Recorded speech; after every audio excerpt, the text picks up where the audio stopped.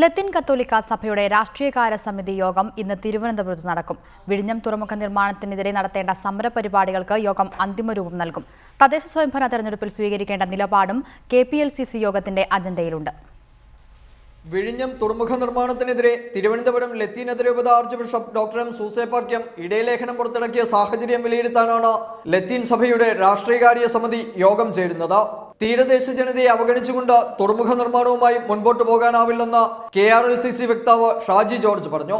ഈ വിഷയത്തിൽ സ്വീകരിക്കേണ്ട സമരപരിപാടികൾ എന്തെന്ന് ഇന്നത്തെ യോഗം തീരുമാനിക്കും.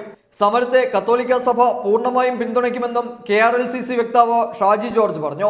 ഈ വിഷയത്തിൽ ലത്തീൻ സഭയുടെ ആശങ്കകൾ ആർച്ച് ബിഷപ്പ് ഡോക്ടർ സൂസേപ്പാക്യം സുവ്യക്തമായി രേഖപ്പെടുത്തിയിട്ടുണ്ട്. അദ്ദേഹത്തിൻ്റെ ഇടയലേഖനത്തിൽ മത്സ്യത്തൊഴിലാളികളുടെയും തീരപ്രദേശത്തിൻ്റെയും കഷ്ടതകൾ അല്ലെങ്കിൽ അവർക്കുണ്ടാകാവുന്ന പ്രത്യാഘാതങ്ങൾ പരിഹരിച്ചില്ലെങ്കിൽ അതിനെ പൂർണ്ണമായി എതിർക്കുകയും ഈ പദ്ധതി നടപ്പാക്കാതിരിക്കുന്നതിനുള്ള എല്ലാവിധത്തിലുള്ള സമരങ്ങളും ഞങ്ങൾ ആവിഷ്കരിക്കും, അതുമായി മുന്നോട്ട് പോവുകയും ചെയ്യും. തദ്ദേശ സ്വയംഭരണ സ്ഥാപനങ്ങളിലേക്കുള്ള തെരഞ്ഞെടുപ്പിൽ ലത്തീൻ സഭ സ്വീകരിക്കുന്ന നിലപാടുകൾക്കും ഇന്നത്തെ യോഗം അന്തിമരൂപം നൽകും. റിപ്പോർട്ടർ, കൊച്ചി.